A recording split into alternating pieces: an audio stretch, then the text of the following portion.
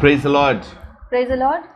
Today we are going to talk about the glorious church that was established by the power of the Holy Spirit.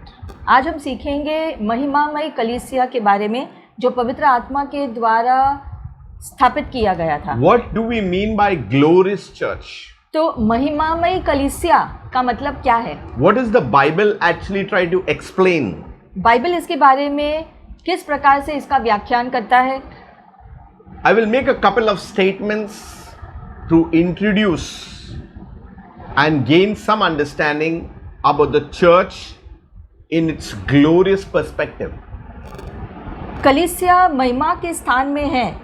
इसको समझने के लिए हम कुछ चीज़ों को देखेंगे जिससे हम जो समझ जाएंगे कि महिमामय कलीसिया का मतलब क्या है. We need to know that the church is living, it has life. क्योंकि कलीसिया हम जानते हैं जीवित है It cannot die. और कलीसिया असल में नहीं मर सकती Something that Christ is in it. क्योंकि यीशु मसीह उसमें है. A true church can never fail. और एक सच्ची कलीसिया कभी हारेगी नहीं Since it is based upon the rock.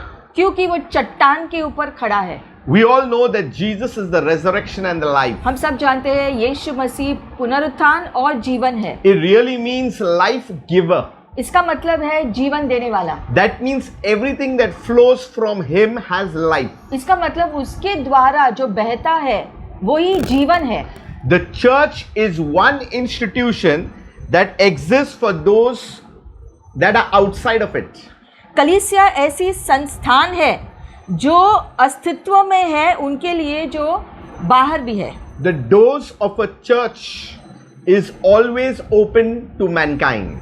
कलीसिया के दरवाजे हम देखते हैं और जानते हैं कि हर एक व्यक्ति के लिए खुला होता है. That means it is only God who governs the church. क्योंकि कलीसिया के ऊपर परमेश्वर ही शासन करता है. And it is open to even outsiders that they can come and receive the things that God has put into the church. और इसलिए कलीसिया एक ऐसी संस्थान है, ऐसी जगह है जो दूसरे लोगों के लिए भी जो है गैर विश्वासियों के लिए भी खुला हुआ है क्योंकि उनको भी जो है वहां पर आने की अनुमति परमेश्वर ने दी है. The church has power that exhibit and express it through and into the world.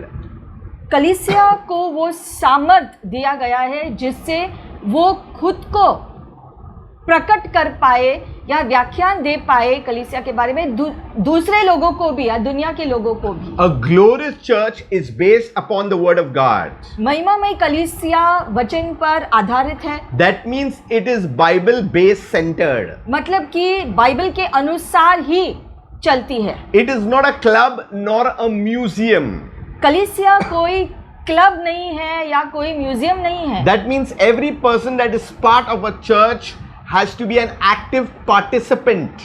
मतलब कि कलीसिया में जो हर मेंबर है उस कलीसिया के हर एक को उस कलीसिया के चीजों में शामिल होना ही हो. See, you can be committed to a church but not committed to Christ.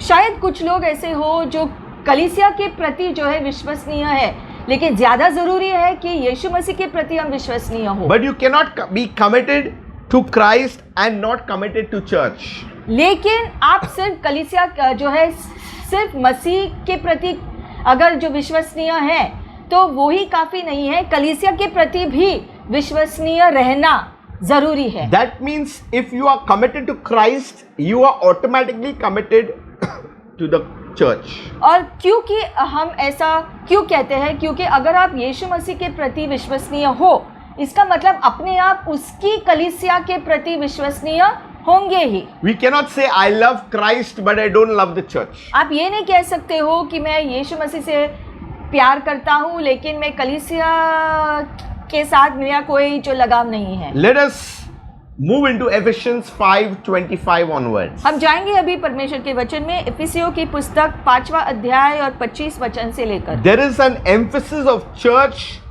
being said through these verses. कलीसिया का परिचय जैसा दिया गया है इन वचनों के द्वारा। It says, husband, love your wives. अब लिखा है यहाँ पर कि जो पति है उनको अपने पत्नियों से प्यार करना है, Even as Christ loved the church जैसे कि यीशु मसीह ने कलीसिया से प्यार किया and gave himself for it. और मसीह ने खुद को कलीसिया के प्रति दे दिया। So there is a comparison here तो यहाँ पर एक जो तुलना हो रहा है between a husband and a wife and Christ and the church. पति पत्नी और मसीह और कलीसिया के बीच। Now here the husband has to learn through Christ how Christ loved the church. The husband has to love his wife. मतलब यहाँ पर जो पति है उनको जो बताया गया है कि आपको सीखना है जो प्यार करना अपने पत्नियों से उसी प्रकार से जैसे कि यीशु मसीह ने किया। तो यीशु से सीखना है कि अपने पत्नियों से कैसे प्यार किया, क्योंकि यीशु ने कलीसिया से इतना प्यार किया है। That means the level of relationship or the standard of its level is compared of how Christ has loved the church. मतलब कि वो असल में जो असली जो प्यार करने का स्तर यहाँ पर जो बताया गया है कि जो असल में प्यार करने का स्तर ये है जो यीशु मसीह ने दिखाया, जैसे उसने कलीसिया से इतना जो प्यार किया है वो है प्यार। मतलब कि पतियों को भी ऐसा ही वो ही प्रकार से प्यार करना है। What is church? तो अब कलीसिया क्या है? How do I define church? कलीसिया क्या है ये हम कैसे व्याख्यान कर How सकते do I हैं? explain what church is? कैसे हम जो बता सकते हैं कि कलीसिया मतलब क्या? If you go to the Greek word, it is called ecclesia. यूनानी भाषा में इसका शब्द है एक्लीसिया। It is meaning a gathering of citizens called out from their homes. एक्लीसिया का मतलब है कि नागरिकों को उनके घरों से आकर एक जगह इकट्ठे होने के लिए बुलाया गया है। And to form an assembly इकट्ठे एक जगह पर मिलने को बोला है, where Christ the King is glorified, जहां पर यीशु मसीह जो राजा है उसकी महिमा की जाए, where God the Father is worshipped, जहां परमेश्वर पिता की आराधना की जाए, where the Holy Spirit is governing. जहां पवित्र आत्मा शासन कर रहा हो। See, unless we know these important factors, we will always think that church is a duty. और जब तक हम इस बात को नहीं समझेंगे कि हम इसमें भागीदार हैं, तब तक तो हम ऐसे ही सोचेंगे कि बस कलीसिया जाकर वापस आना है तो हफ्ते का काम खत्म। Church is a spiritual building. कलीसिया मतलब एक आत्मिक इमारत होती है। It is an assembly of people. It's as coming as in a council. लोग जो विश्वासी है जैसे एकजुट होकर एक जगह पे मिलने आते हैं। It is a gathering of people. विश्वासी लोग एक जगह पर इकट्ठे होते हैं। So we come back to verse 25. तो अब हमने जान लिया कि कलीसिया मतलब क्या। तो अब हम जो वापस आएंगे 25वें वचन में, Husband, love your wives as Christ loved the church. जो पति है अपने अपने पत्नी से प्यार करो जैसे यीशु मसीह ने अपने कलीसिया से प्यार किया। And gave himself. और उसने यीशु मसीह ने खुद को कलीसिया के लिए अर्पण कर दिया। Because of the giving, the church got power. और क्योंकि यीशु मसीह ने खुद को पूरी रीति से अर्पण कर दिया, इसीलिए कलीसिया के पास वो सामर्थ आया। If Christ could give himself, how much are we now to give ourselves back? तो अगर यीशु मसीह ने खुद को पूरी रीति से समर्पण किया, दे दिया, तो हमें अपने आप को कलीसिया के प्रति कितना देना चाहिए? The meaning of giving is actually meaning of committing itself. देने का मतलब है कि पूरी रीति से जो वचनबद्धता होना कि कलीसिया के प्रति मैं खुद को दे रहा हूँ। So Christ has committed himself. जैसे कि यीशु मसीह ने खुद को पूरी रीति से दे दिया। So if you see that he might sanctify and cleanse it with washing of water by the word. ताकि वो उसे शुद्ध करे और जो पवित्र करे पानी के द्वारा धोए जाने से जो वचन के द्वारा है। So sanctify, it means to separate from evil things. तो ये शुद्धिकरण मतलब क्या? मतलब कि अशुद्ध चीजों से धो देना। It means to consecrate. मतलब कि पूरी रीति से अर्पित करना प्रभु को। It is something called as separation. मतलब कि परमेश्वर के लिए हटाकर रखना। That means believers who are in the body of Christ, what the church is separated from the world. मतलब कि विश्वासी लोग जो कलीसिया से जुड़े हुए हैं, जो कलीसिया जाते हैं, कलीसिया का भाग है, वो लोग जो है दुनिया से बिल्कुल अलग निकाले गए लोग हैं। We must understand something, that if we are chosen and we are called, it has been for a particular purpose.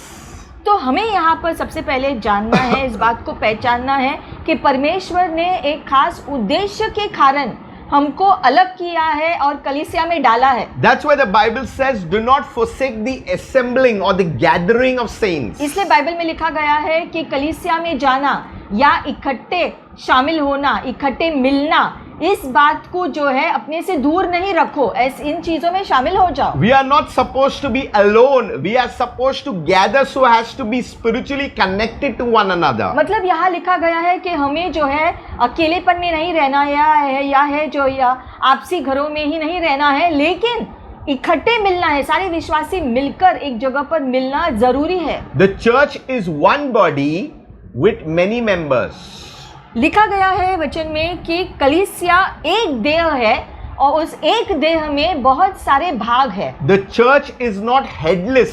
It has a head and that head is Jesus Christ. और कलीसिया का एक सिर है और वो सिर या मस्तक यीशु मसीह है। So that's why he might sanctify. That means we are separated. और इसीलिए यीशु मसीह हमें जो है अलग करते हैं उसके लिए। And we are cleansed. There is a cleansing that has happened. हमें शुद्ध किया है, हमारा शुद्धिकरण हो गया है। You know, if you see the lepers in the Old Testament, they had to be cleansed.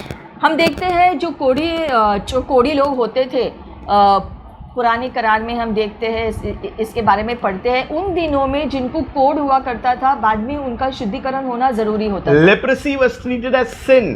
उन दिनों में जिनको कोढ़ होता था, ऐसा उनको कहा जाता था कि ये जो पाप में है इसलिए ऐसा है। Today in the moral sense, it means we are free from sin, from defilement. लेकिन आज हम देखते हैं यीशु मसीह ने हमें हर अशुद्धता से जो पवित्र किया है, हमें धो दिया है हर पाप से। So we are cleansed with the washing of the water and by the word. वचन के द्वारा पानी से धोए गए हैं। That means the word of God is important for the cleansing. मतलब कि परमेश्वर का वचन बहुत जरूरी है हमारे शुद्धिकरण की प्रक्रिया में। You cannot keep the word of God outside.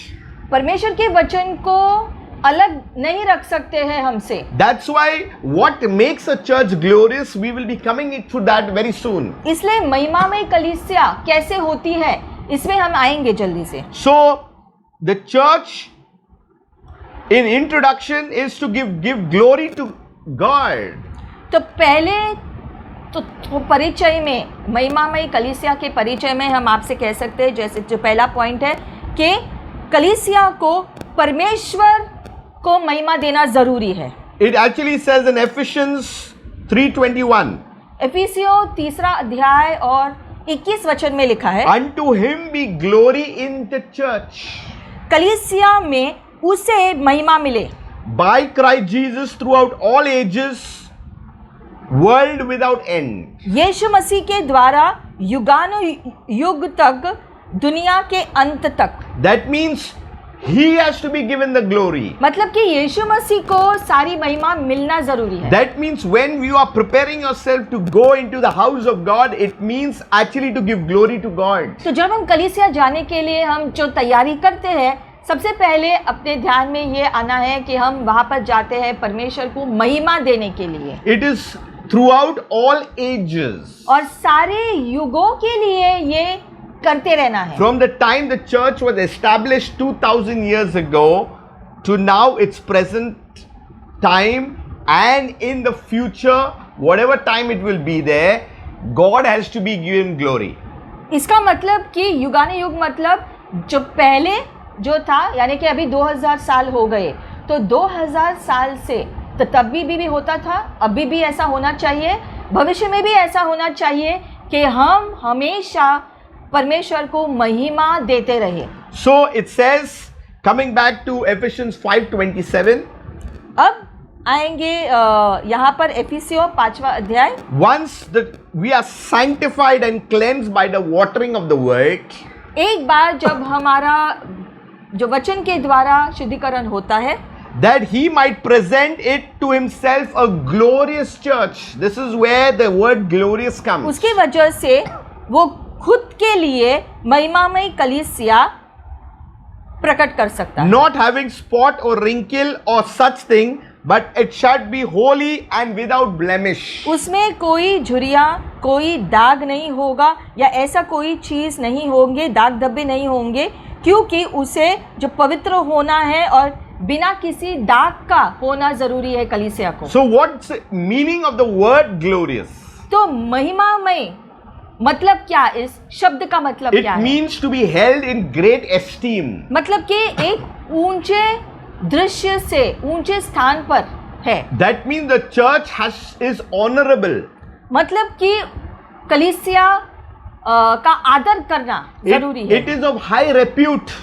और ऊंचे स्थान पर रखना आदरणीय रीति से, इसका मतलब So है। we need to understand that he presented to himself a glorious church. तो इस बात को समझना है, लिखा है यहाँ पर वचन में कि उसने खुद के लिए महिमामय कलीसिया को तैयार किया है, खुद के लिए। So what is happening in our lives every day? तो हमारे जीवन में हर रोज जो होता है, The church of God, of Jesus Christ, has to be presented. So there is a beautification that is taking place. हमारे जीवन के हर रोज हमें देखना है कि परमेश्वर को हर चीज में महिमा मिलता रहे, इससे सुंदरता प्रकट होता है। There is a refining. चीज़ों को जो अशुद्ध चीज़ें हैं उनको निकाला जाता है इसमें। There is a restoring. इस प्रक्रिया में जो चीज़ें जो है ज़रूरी है और है नहीं, उन चीज़ों को लाया जाता है। There is a repairing. जो चीज़ें खराब हुई है, नष्ट हुई है, उनको फिर से स्थापित किया जाता है। There is a recovering. एक नयापन आता है। So many things are being done in the church through our very lives, so that one day he will present the church in its glorious form. यानी कि यीशु मसीह हमारे जीवन के हर एक दिन हमारे जीवन में कार्य करते रहते हैं ताकि हर दाग धब्बा चला जाए और एक नयापन जो है, जो पवित्रता में हो हर प्रकार से, ऐसे हम जो हो जाए ताकि हम यीशु मसीह की दुल्हन बनने के लिए योग्य हो और हम उसके पास जा सके। See, I'll give you a small illustration. छोटा सा उदाहरण हम देखें। When you go to a fruit market, जब हम फल के बाजार में जाते हैं, whatever fruit you are buying, तो चाहे जो भी फल आप खरीद रहे हो, maybe it's an apple. चाहे सेब हो, You know what do? You take the apple and you check. तब क्या करते हो?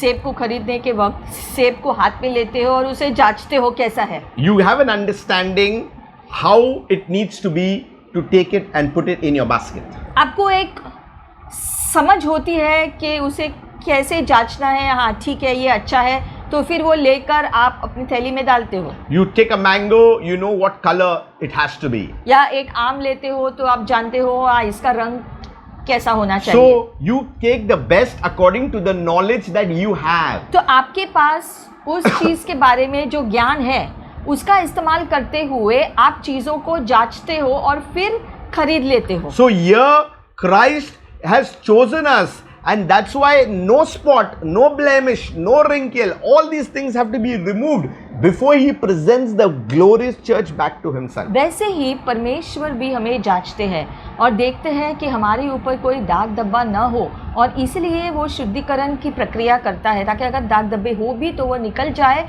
और फिर हम जो है बहुत ही अच्छे हो जाए, अच्छे रीति से हमारा जीवन हो जाए ताकि फिर वो हमें अपने पास ले सके। If you see in Isaiah 46:13, यशायाह में हम देखेंगे, it says, I bring near my righteousness. मैं अपनी धार्मिकता को करीब लाता हूँ, It shall not be far off.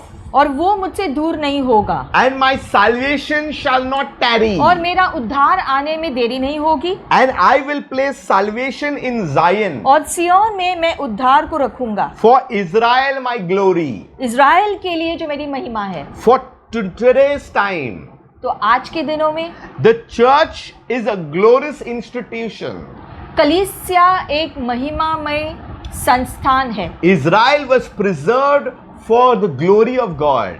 Israel को आरक्षित रखा गया था परमेश्वर की महिमा दिखाने के It लिए। had gone through several ups and downs and challenges, but yet Christ has preserved Israel up to today. उसके प्रक्रिया में हम देखते हैं इजरायली लोगों ने काफ़ी सारे संघर्ष, काफ़ी सारे चुनौतियों का सामना किया, अलग अलग प्रकार के दिन देखे, लेकिन वो हर प्रक्रिया इसी में था कि परमेश्वर इजरायली लोगों को जो है इजराइल देश को अपने लिए अलग रखना चाहते थे। That's why today's church, the universal church, the church where Christ is there, it is not a monument, it is a movement. वैसे ही आज हम देखते हैं कि आज के दिन कलीसिया परमेश्वर के लिए प्रिय है, और वो ये कलीसिया एक सिर्फ इमारत बनकर नहीं रहनी चाहिए, लेकिन एक चलता फिरता परमेश्वर का सामर्थ भरा जो है देह होना चाहिए। It is not static, it is not passive, it is active.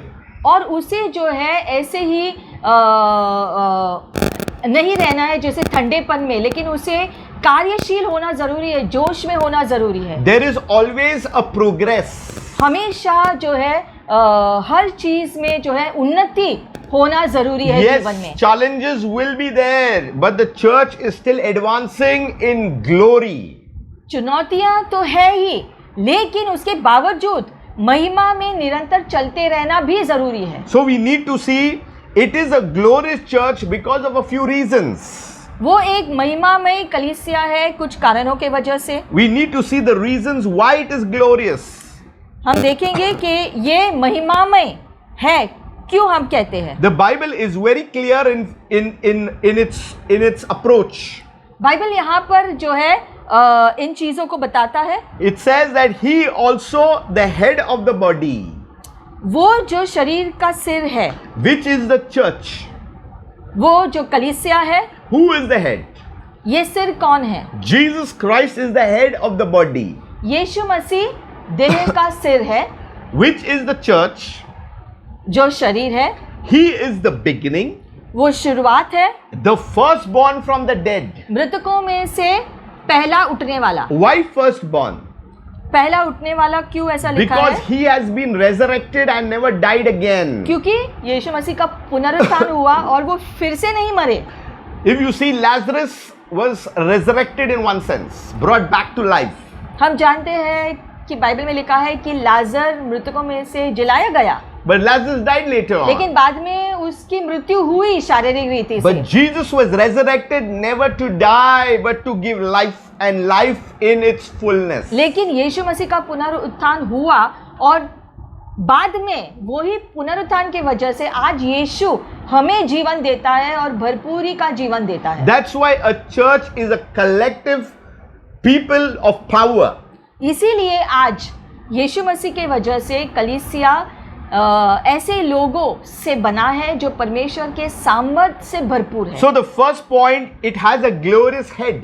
तो सबसे पहले कलीसिया का महिमामय सिर है। Why? Because he is the beginning, the firstborn from the dead, so that he might himself have first place in everything. और जो है वो शुरुआत है, मृतकों में से पहला उठने वाला है, इसलिए हुआ ताकि उसको जो हर चीज में पहला स्थान दिया जाए। That means Jesus need to be given first place, first priority, everything first in our very lives, in the church and everywhere we go. मतलब कि यीशु मसीह को पहला स्थान देना बहुत ज़रूरी है।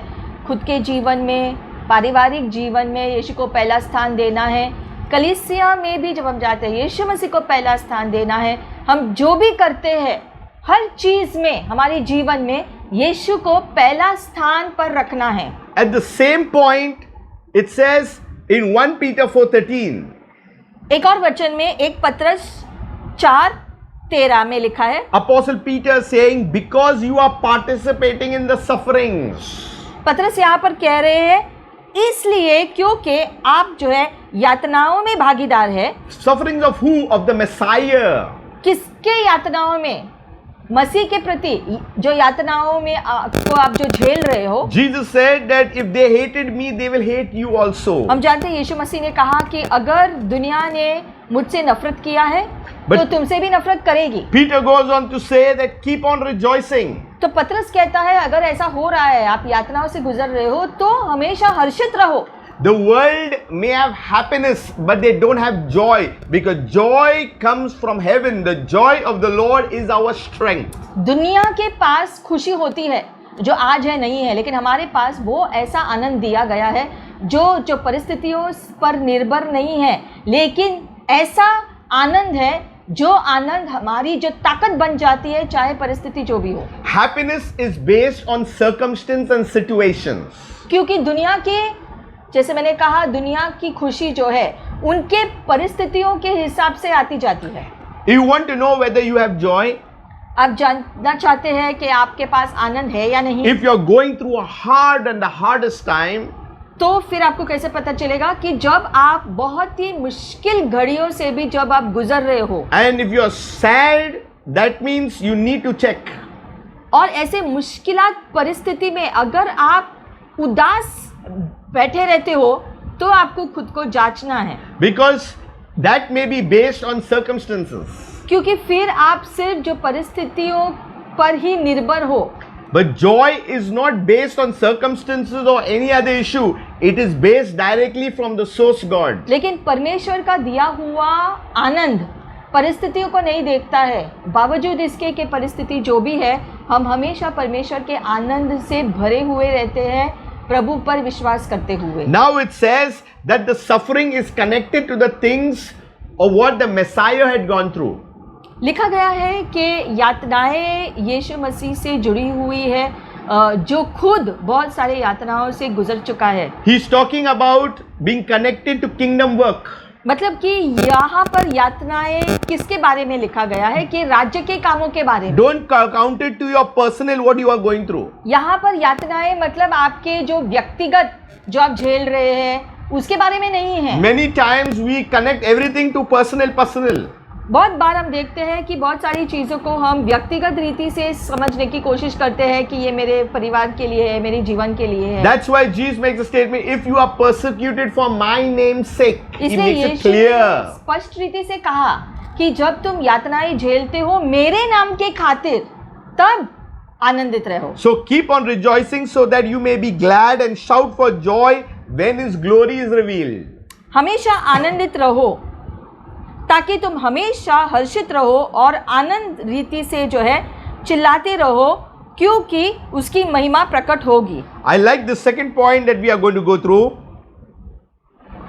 It's in 2 Corinthians 4:4. 2 कुरिन्थियों 4:4 हम देखेंगे। Second point is, it has a glorious gospel. उसका महिमामय सुसमाचार है। It says in 4:4 of 2 Corinthians, in their case, the God of this world has blinded the minds of those who do not believe, to keep them from seeing the light of the glorious gospel of the Messiah who is in the image of God. लिखा गया है यहाँ पर, उनके परिस्थिति में इस दुनिया के जो परमेश्वर है उसने इन लोगों के मनों को अंधा कर दिया है, इसलिए वो विश्वास नहीं करते हैं और उनको देखने से रोकती है, ताकि वो परमेश्वर के सुसमाचार, यीशु मसीह के सुसमाचार के महिमा के प्रकाश को नहीं देख पाए, जो असल में परमेश्वर की छवि है। There was a time when we never had an encounter with Christ. ऐसा एक समय था जब हम भी यीशु मसीह के बारे में इतनी गहरी रीति से नहीं जानते थे। Many of us were blinded earlier. शुरुआत में हमें से बहुत लोग इस अंधेपन में जीते थे। And it was because of the God of this world. क्यों ऐसा होता था? इस दुनिया के देवी देवताओं की वजह से। But today he came and touched our eyes and so that we can see. लेकिन आज जीवित परमेश्वर ने हमारी आंखों को खोल दिया, अंधेपन को निकाल दिया, इसलिए हम सच्चाई को देख सकते हैं। You are hearing God's word. You are spiritually, you can see, you have spiritual sight. आज आप परमेश्वर के वचन को सुन रहे हो और इसको समझ रहे हो क्योंकि परमेश्वर ने आपको आत्मिक दृष्टि दी है चीजों को समझने के लिए। That means we are able to see the glorious gospel, the power of the gospel. इसका मतलब आप सुसमाचार के महिमा को, सुसमाचार के सामर्थ्य को देख सकते हैं, पहचान सकते हैं। So the God of this world has blinded the minds of those who do not believe. लेकिन दुनिया के जो देवी देवता या भगवान है, उन्होंने जो है लोगों के आंखों को बंद कर दिया है, उनके समझ को, मन को, चीजों को समझने से बंद कर दिया। They cannot see the light of the glorious church. और इसलिए महिमामय कलीसिया का प्रकाश क्या है वो नहीं देख पाते। It says, who is the image of God? क्योंकि यीशु मसीह परमेश्वर की छवि है। So it says, for we do not preach ourselves, but rather Jesus the Messiah our Lord. आगे लिखा है कि हम खुद के बारे में प्रचार नहीं कर रहे हैं, लेकिन यीशु मसीह जो हमारा प्रभु है उसके बारे में प्रचार कर रहे हैं। So it has a glorious gospel. तो ये सुसमाचार महिमा से भरा हुआ सुसमाचार है। The third one is the glory of Christ is in it. तीसरी बात, मसीह की महिमा उसमें शामिल है। If you see John 17:22, यूहन्ना 17:22वें वचन में लिखा है, I have given them the glory that you gave me, मैंने उनको वो महिमा दिया है जो आपने मुझे दिया, so that they may be one just as we are one. ताकि वो सब भी एक हो जाए जैसे कि हम एक हैं। So he's talking to the Father. तो हम देखते हैं यीशु मसीह यहाँ पर कह रहे हैं, So glory of Christ is in the church. यीशु मसीह अपने पिता से जो बात कर रहे हैं और यहाँ पर हमको पता चलता है कि महिमा कलीसिया में है। We are not just attending church. हम सिर्फ ऐसे ही कलीसिया में शामिल होकर वापस नहीं When you जाते। say I am attending church, that means you are not a dweller. और आपको कलीसिया में जाकर उसमें शामिल होना जरूरी है, वहाँ पर निवास करना जरूरी है। ये ऐसा नहीं कि आप जाकर आए, बस उसके अलावा कोई जोड़ नहीं। Sunday service is only assembling, so we gather together to worship God. But we are in the church. We are a participant of the church. We are co-workers with Christ. हम देखते हैं जब हम इकट्ठे मिलते हैं प्रार्थना के लिए, जैसे शनिवार को हो या रविवार को हो, तो वहाँ पर हम सिर्फ एक दिन इकट्ठे होते हैं जो साथ में मिलकर प्रभु को महिमा देने के लिए, प्रार्थना करने के लिए। लेकिन कलीसिया असल में आत्मिक देह है जो जीवन के हर एक दिन कार्यशील है। We are saved from something called religion.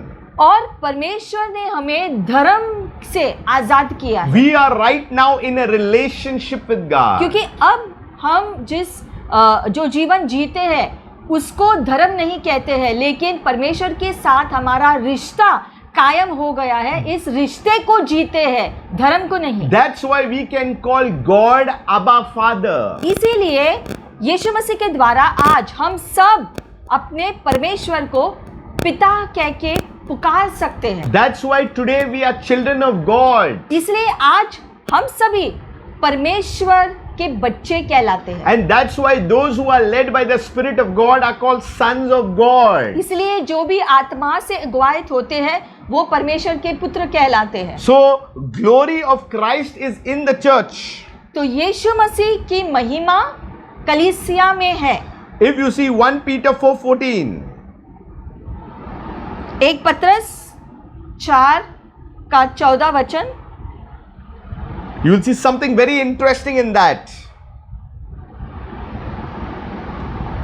It has the glorious Spirit of God. कलीसिया में यीशु मसीह का महिमामय आत्मा शामिल है। Praise God, we got the glorious Spirit of God.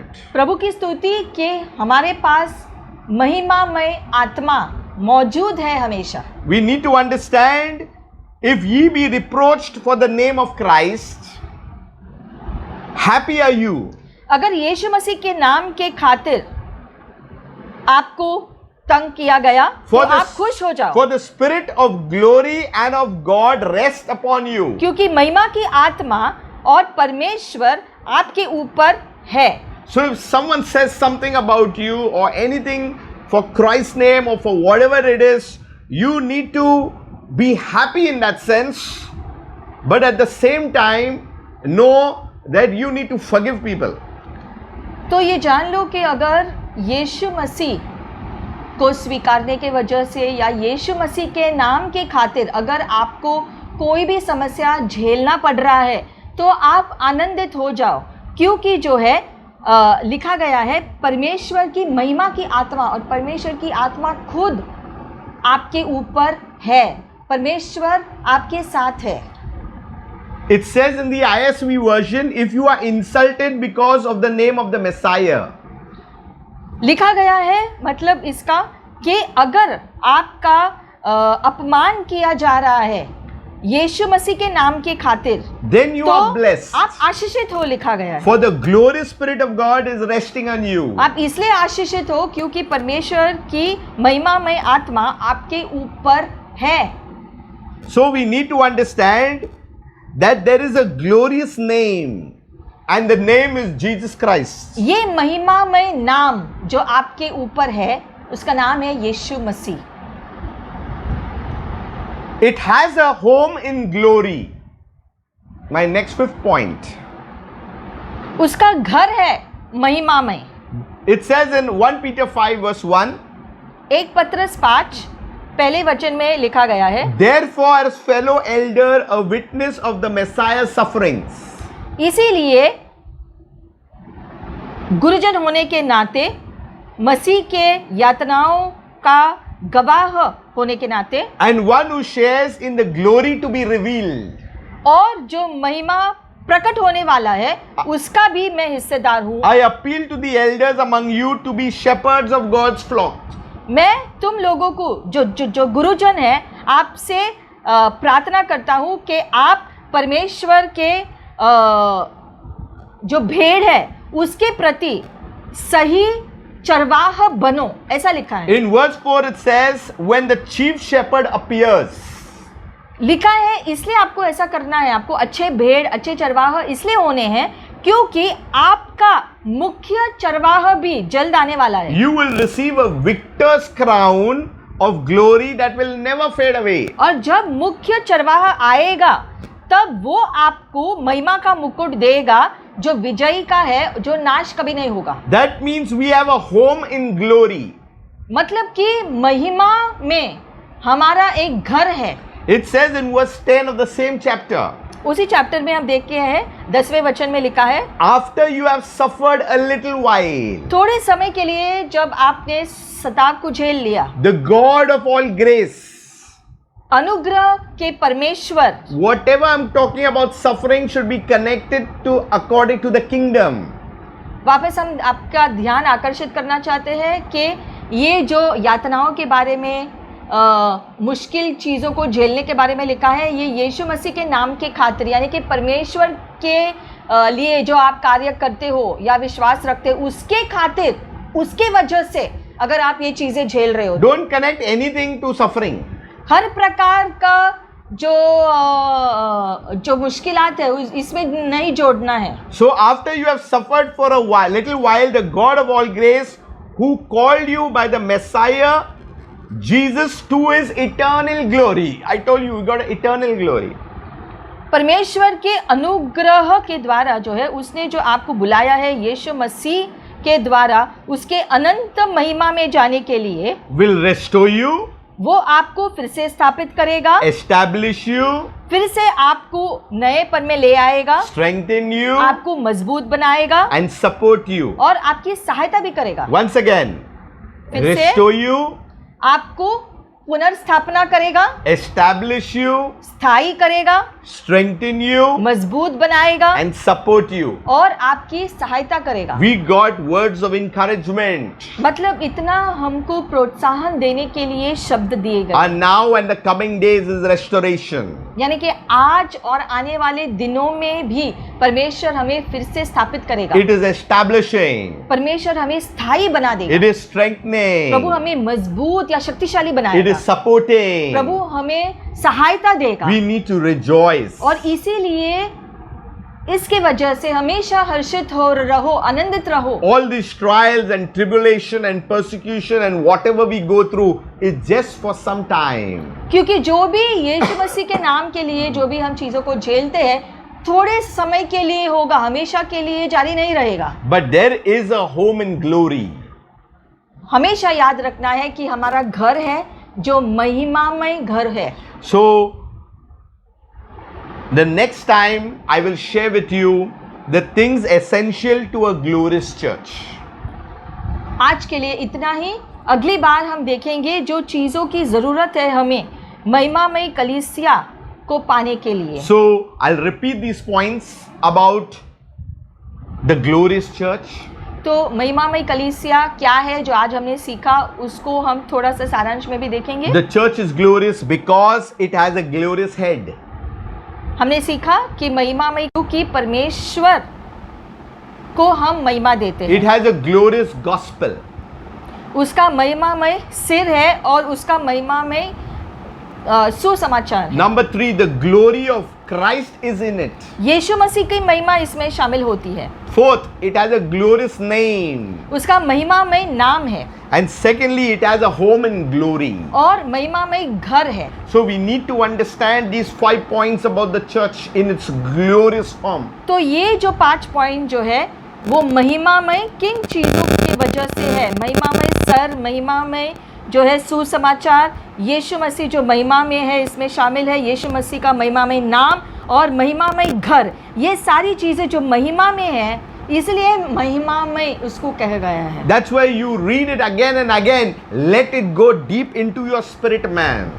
इन सारे वचनों को जो आज हमने दिया है इसको बार बार आप जो पढ़ो ताकि इसकी गहरी समझ आपको आए और वो आपके अंदरूनी मनुष्य में जाकर बस जाए। So praise the Lord.